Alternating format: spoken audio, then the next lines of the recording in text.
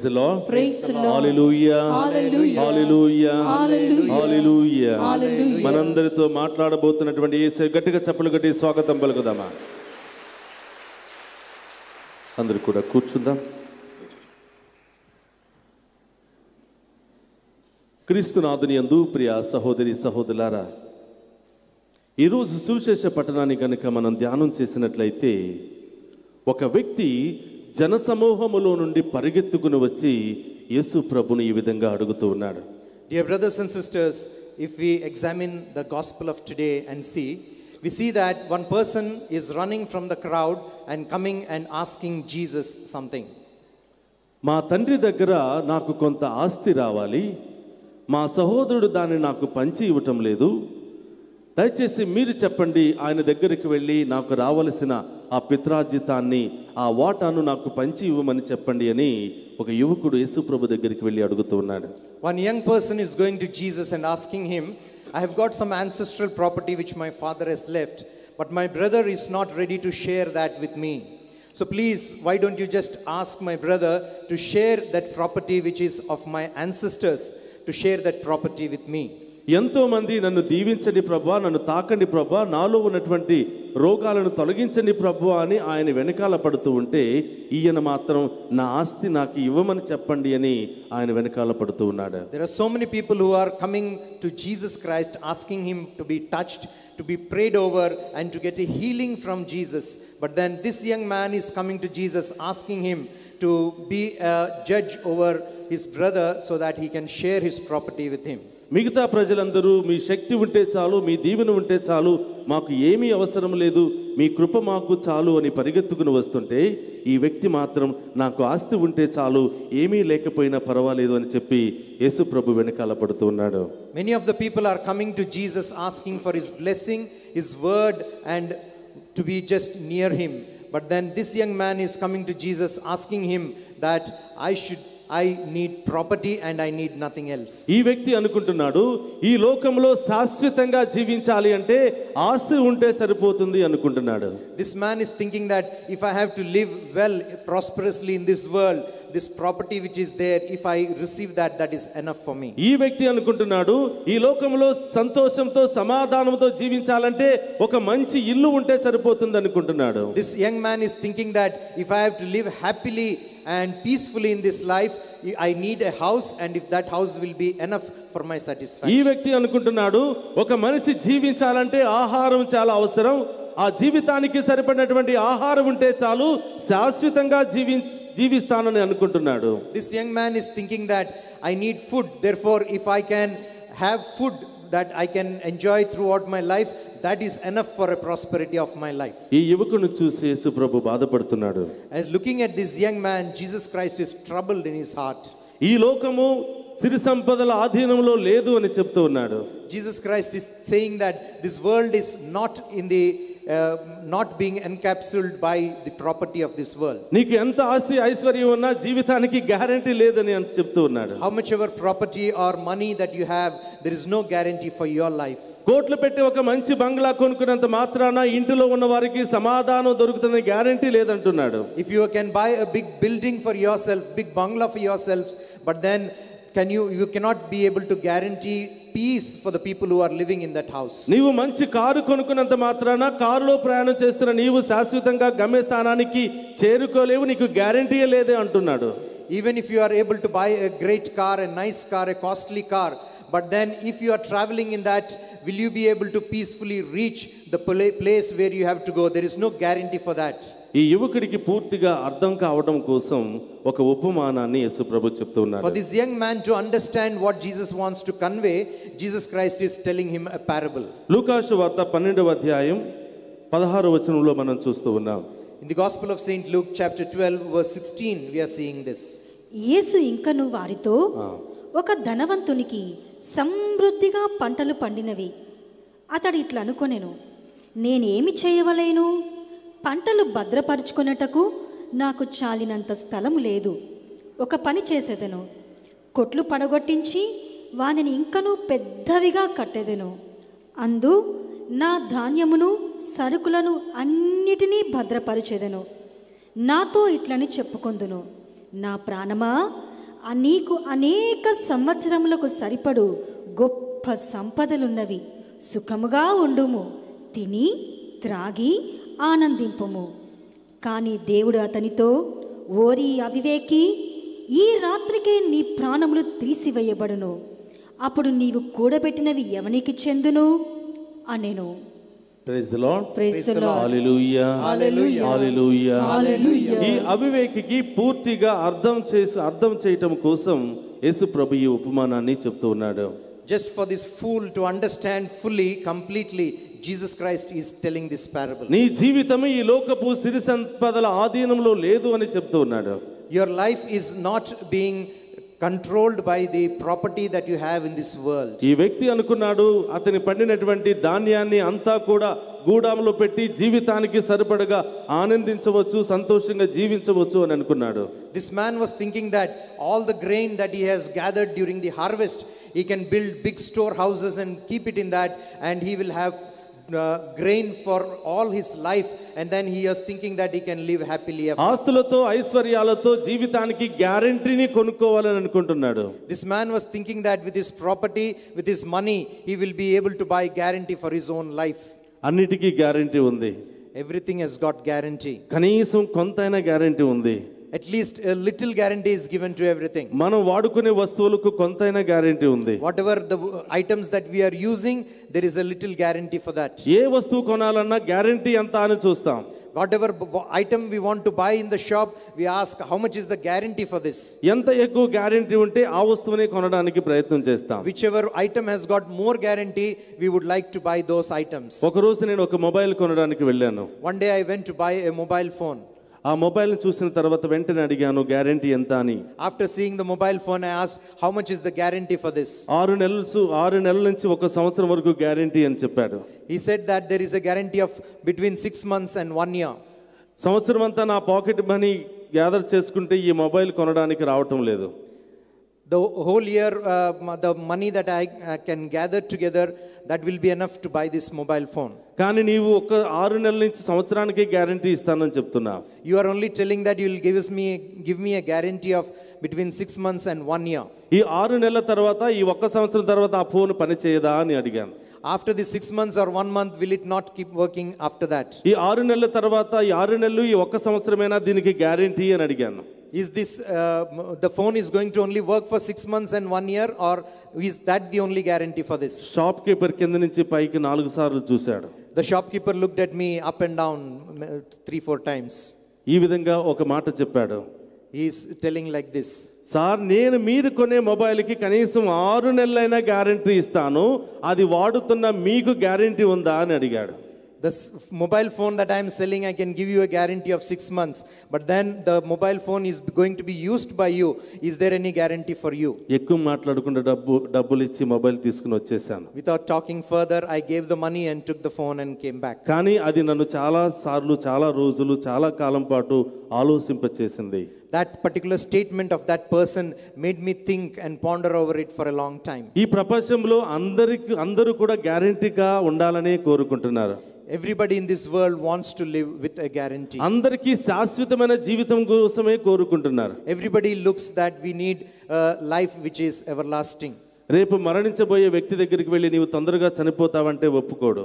The person who is going to die the next day, if you go and tell to that person that you're going to die tomorrow, he is not going to agree for that. ప్రతి ఒక్కరికి ప్రాణం మీద మమకారం ఉంటుంది. Everybody loves their lives. జననం ఎంత గొప్పదో మరణం కూడా అంత గొప్పదని తెలుసుకోలేకపోతున్నారు. People are not able to understand that how much value is there for life and birth in this world, that much value is there also for death in this world. ఈ లోకములో ఈ జీవితం క్షణికమని మర్చిపోతున్నారు. People are not able to understand that this life is only momentous in this world.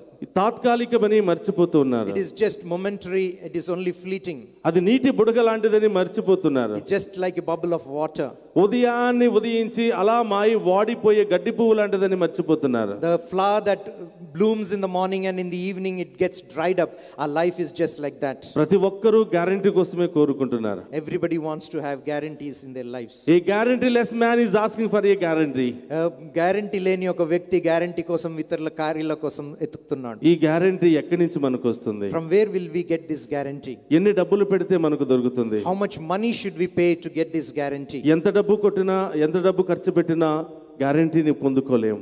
How much ever money you put, how much ever property you put forward, but then this guarantee you cannot buy. అది దేవునితో ఉన్నప్పుడే ఆ guarantee మనకు దొరుకుతుంది. Your guarantee is being with the Lord. 84వ కీర్తన 10వ వచనంలో మనం చూస్తున్నాం. In the Psalm 84 verse 10 we see like this. అన్యుల ఇండ్లలో 1000 నాళ్ళు గడిపిన దానికంటే నీ మందిరమున ఒక్క రోజు వసించుట మేలు. దుష్టుల ఇండ్లలో వసించుట కంటే నా దేవుని మందిరమున ద్వారపాలకుడుగా ఉండుట మెరుగు. Praise the Lord. Praise the Lord. Hallelujah. Hallelujah. దేవుడు అంటే లెక్క లేకుండా, విశ్వాసం లేకుండా అన్య జీవితాన్ని జీవించి ప్రపంచమంతా తిరిగిన దానికంటే దేవుని సన్నిధిలో ఒక్కరోజు గడపడం ద్వారా 1000 దినాల యొక్క ఆశీర్వాదాన్ని నీవు పొందుకుంటున్నావు. గట్టిగా చప్పలు కొట్టి దేవుని స్తుతిద్దామా?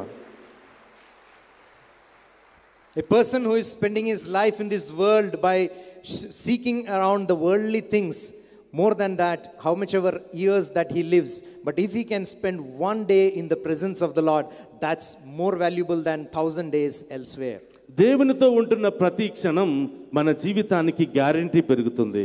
Every second, every moment that you live in the presence of the Lord is a guarantee for you. ఈ లోకముతో ఉంటున్నటువంటి ప్రతి క్షణం, ఈ లోక వ్యామోహాల్లో వ్యసనాల్లో ఉంటున్న ప్రతి క్షణం మన జీవితానికి guarantee తగ్గిపోతుందని తెలుసుకోలేకపోతున్నాం. Every moment that we are living in the pleasures of this world, in the troubles and thinkings of this world, every moment of that, your guarantee of your life is reducing time to time. దేవునితో ఉండటం ద్వారా, దేవుని యొక్క కృపా శక్తి ద్వారా మన గ్యారెంటీని పెంచుకోబోతున్నామని తెలుసుకోలేకపోతున్నారు. Every time that we are coming into the presence of the Lord, praying and being with Him, that all those moments we are increasing the guarantee of our lives. డబ్బుతో guarantee పెంచుకోవాలని రోగం వస్తే హాస్పిటల్కి పరిగెత్తుకుని వెళుతూ ఉన్నారు.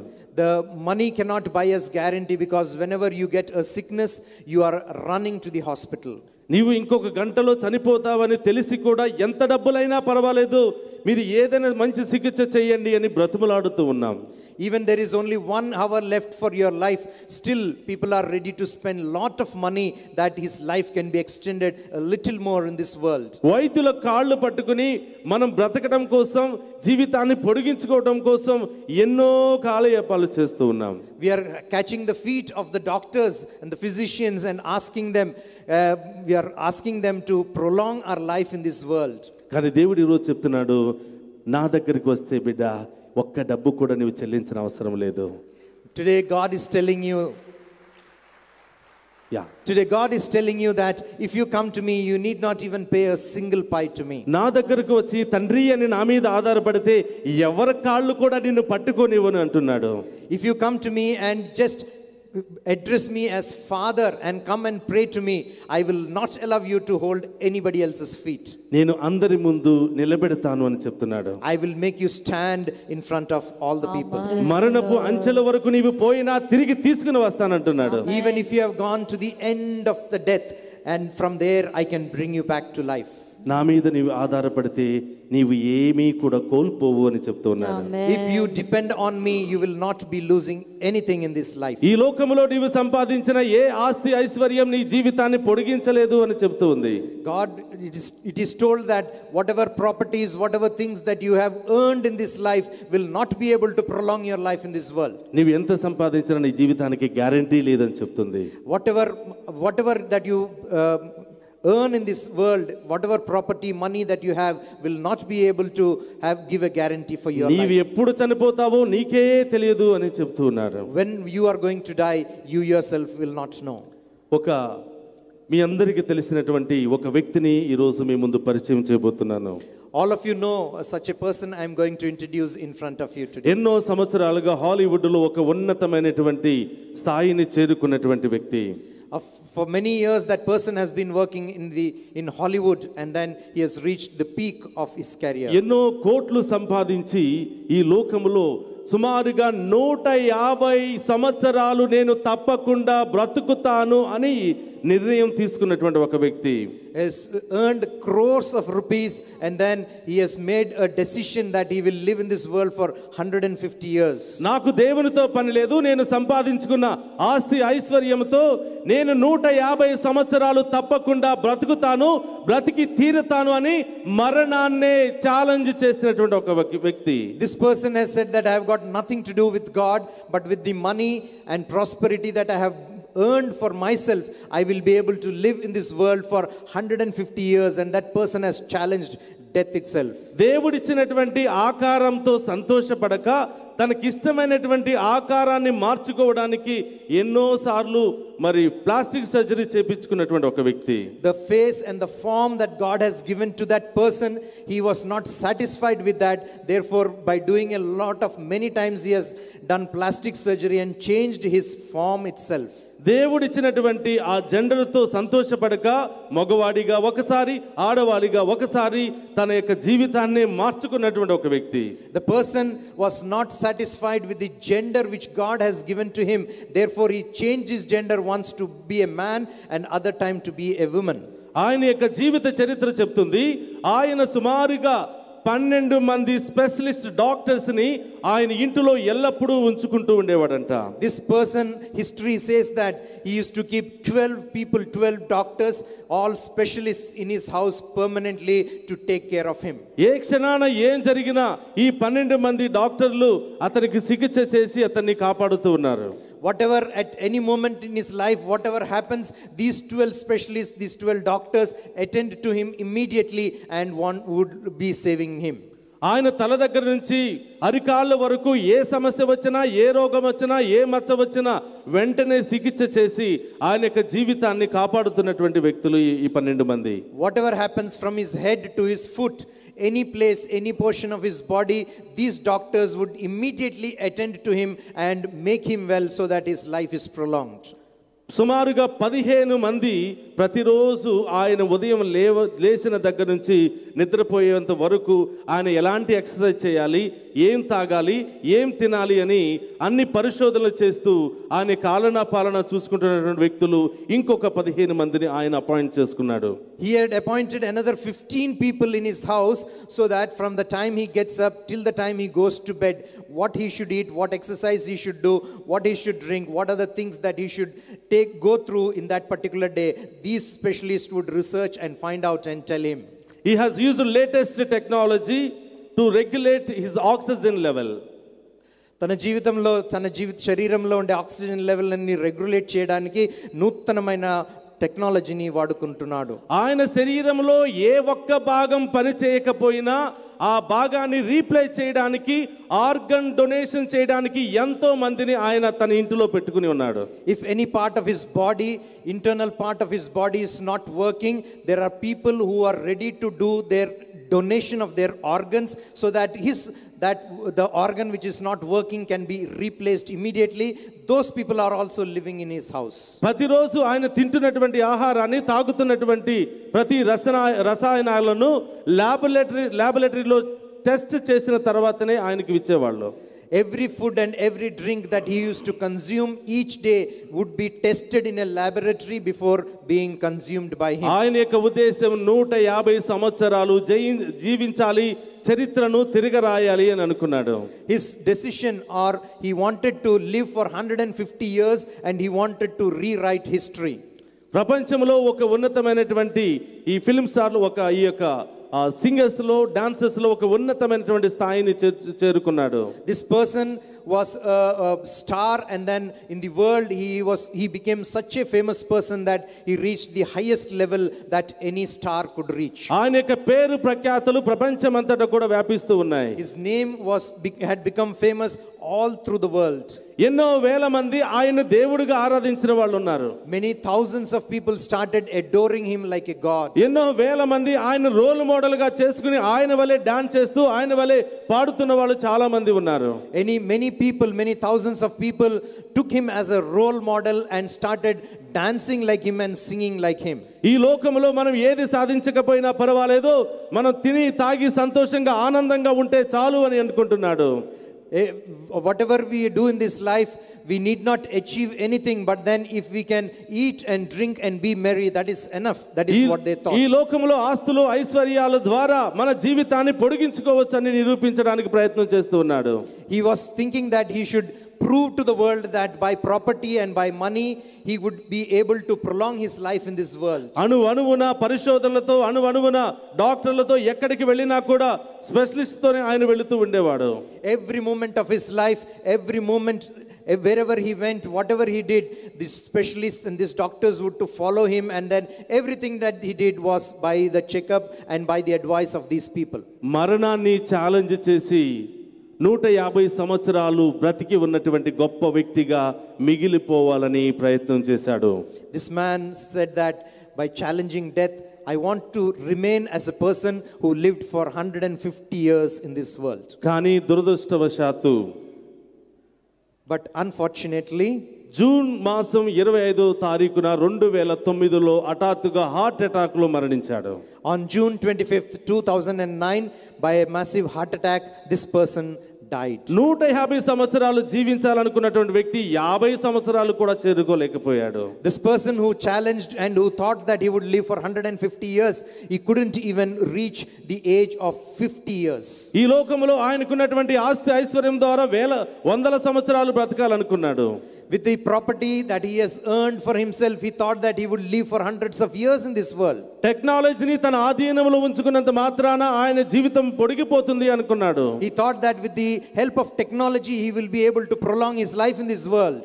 శరీరంలో ఏ భాగం పాడైపోయినా డొనేట్ చేయడానికి చాలా మంది ఉన్నారు, నాకేం భయం లేదు అనుకుని జీవించాడు. He thought that any part of his body, even if it is spoiled, even if it is destroyed, he knew that there are so many people who are ready to donate their organ. Therefore he lived fearlessly. ఎన్నో కోట్ల ఆస్తి సంపాదించుకున్నటువంటి వ్యక్తి.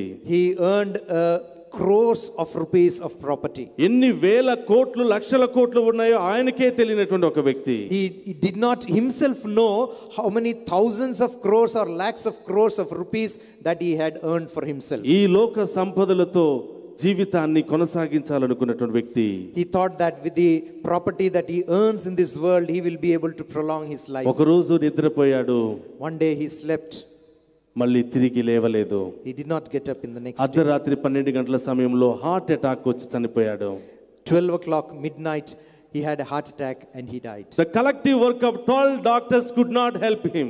12 మంది డాక్టర్లు అందరూ కలిసి ప్రయత్నం చేసినా కూడా అతన్ని సహాయం చేయలేకపోయారు. The people who are ready to donate organs cannot help him.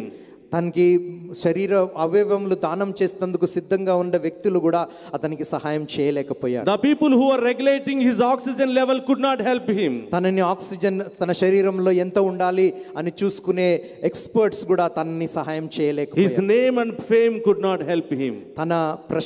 తన ప్రశస్తి అతన్ని సహాయం చేయలేకపోయింది. అకాల మరణానికి గురయ్యాడు. He had an untimely death. మరణాన్ని ఛాలెంజ్ చేశాడు. He challenged death. కానీ మరణం ఆయన్ని తిరిగి ఛాలెంజ్ చేసింది. Death challenged him in return. జీవం అనేది దేవుని ఆధీనంలో ఉంది. Life is with God only. ఆ జీవాధిపతితో నీవుంటే ఆ జీవాధిపతి నీకు జీవాన్ని దానం చేస్తాడు. That person who is living and person who has got the control of our lives, if you depend on him and pray to him, he is the one who will give you life. నీవు ఎంత సంపాదించినా ఎక్కడెక్కడ తిరిగి వచ్చినా, however much property you earn in this world, wherever you might have gone, ఆ దేవుని ముందు వచ్చి మోకరించి ఆయన మీద ఆధారపడకపోతే, if you do not come and kneel down in the presence of God and do not depend on him, నీవు సంపాదించినదంతా కూడా వ్యర్థమే. whatever you have earned in this world is all a waste. నీ జీవితం అంతా కూడా మాయే. Your life is in vain. కాబట్టి ప్రియ సహోదరు, దేవుడు కోరుతున్నాడు, దేవుని మీద ఆధారపడండి, దేవుని ముందు మోకరించండి, ఎక్కడికి వెళ్ళినా నేను మిమ్మల్ని నిలబెడతాను. Therefore, dear brothers and sisters, today God is telling you, depend only on God, and He will, wherever you go, whatever you do, God will take care of. అందరూ కూడా హృదయం మీద చేతులు పెట్టుకుందాం. ఈరోజు ఏ పరిస్థితుల్లో మనం ఉన్నాం? Keep your hands on your chest. Just examine yourselves and see, in what state of life am I today? యేసయ్యా, మానవ జీవితం క్షణికమని తెలుసుకోలేకపోతున్నాను. ఈ జీవితానికి ఏ స్థాయికి వెతికినా గ్యారంటీయే లేదని తెలుసుకోలేకపోతున్నాను. ఉద్యోగం ఉంటే, ఆస్తి ఉంటే, ఐశ్వర్యం ఉంటే, అందరూ ఉంటే ఎంతకాలమైనా బ్రతికేస్తాను అని అనుకుంటున్నా. ప్రభా, మర్చిపోతున్నాం తండ్రి, ఎంత ఉన్నా ప్రాణం మాత్రం నీ ఆధీనంలోనే ఉంది. మాలో ఉన్నటువంటి ఊపిరి మాత్రం మీ ఆధీనంలో ఉంది. ప్రభువా, మీ దగ్గరకు వచ్చి మీ మీద ఆధారపడి మీ యొక్క శరణను కోరేవారు, మీ క్షమాపణ కోరేవారికి తప్పకుండా విజయం లభిస్తుందని తెలుసుకోలేకపోతున్నా. ప్రభువా, ఉదయం లేచిన దగ్గర నుంచి సాయంత్రం నిద్రపోయేంత వరకు ఏ లోకమైన ఆస్తి మీదే మమకారాన్ని చూపిస్తున్నా. దానికే మొదటి స్థానాన్ని ఇస్తూ ఉన్నా. ఇంత సంపాదించినా నా ప్రాణాన్ని కోల్పోతే ఏమైపోతానని తెలుసుకోలేకపోతున్నా. ఉపదేశకుడు చెప్తూ ఉన్నాడు 1వ అధ్యాయంలో, తల్లిదండ్రులుగా నీవు కష్టపడి ఎంతో ఆస్తిని కూడబెట్టి చనిపోతున్నావు. ఏ పని పాట చేయనటువంటి నీ కుమారులు దాన్ని సొంతం చేసుకుని కనీసం నీ మరణ దినోత్సవాన్ని కూడా కొనియాడలేనటువంటి బిడ్డలు ఎంతో మంది ఉన్నారు. ఇలాంటి వారికి నీ ఆస్తి ఇవ్వటం కూడా వ్యర్థమే అని చెప్తున్నారు. నీ ఆస్తి మాత్రమే కావాలి, నీవు వద్దనే కుమారులు ఎంతో మంది ఉన్నారు. ఇలాంటి వారి కోసమా నీవు ఆస్తిని, ఐశ్వర్యాన్ని సంపాదించి పెట్టింది? శాంతి సమాధానం లేకుండా, నిద్ర లేకుండా రేయింపగలు కష్టపడి సంపాదించింది వీరి కోసమా? ఇంత కష్టపడి ఆస్తులు ఐశ్వర్యాలు సంపాదిస్తే అర్హత లేనటువంటి నీ బిడ్డలు తీసుకుని నిన్ను అనాథులుగా రోడ్డు మీద పెడుతూ ఉంటే అది వ్యర్థమే కదా అని చెప్తూ ఉన్నాడు. రోజంతా కష్టపడి పని చేస్తూ ఉన్నావు, రాత్రి ఇంటికి వస్తే నిద్ర పట్టడం లేదు, సమాధానం లేదు, సంతోషం లేదు, ఆరోగ్యం లేదు. ఒక నిద్ర మాత్ర కొనుక్కుంటే, ఒక డాక్టర్ దగ్గరికి వెళితే డబ్బులు అయిపోతాయేమో అనే భయంతో, నీ కుమారుడికి డబ్బులు ఎక్కడ తరిగిపోతాయన్న భయంతో నీ ఆరోగ్యాన్ని కూడా లెక్క పెట్టకుండా అలాగే అకాల మరణానికి గురి అవుతున్నా.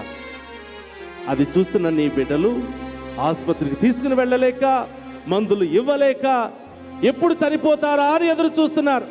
అలాంటి బిడ్డల కోసమా నీ ఆస్తిని సంపాదించింది? ఈ లోకమంతా, నీవు ఈ లోకంలో సంపాదించినంతా కూడా వ్యర్థమే. వట్టి చేతులతోనే వచ్చావు, వట్టి చేతులతోనే పోతావు అని గుర్తుపెట్టుకో బిడ్డ. ఎంత సంపాదించినా ఒక మనిషికి ఆహారం, ఒక మనిషికి నీడ, ఒక మనిషికి బట్టలు అవసరం. కానీ ఏది చేసినా దేవునితో చేయని ఈరోజు వాక్యం బోధిస్తుంది.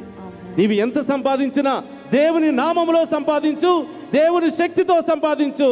దేవుడు నీ కుటుంబాన్ని దీవిస్తాడు, నీ బిడ్డలను దీవిస్తాడు, ఉన్నతమైన శిఖరాలకు దేవుడు నిన్ను చేరుస్తాడు. క్రీస్తునాథుని యందు ప్రియ సహోదరులారా, ఈరోజు దేవుడు మీ కుటుంబంలో గొప్ప కార్యాలు చేయబోతున్నాడా? గొప్ప స్వస్థతను దేవుడు చేయబోతున్నాడు. రేపే మీరు సాక్షిగా మారబోతున్నారు.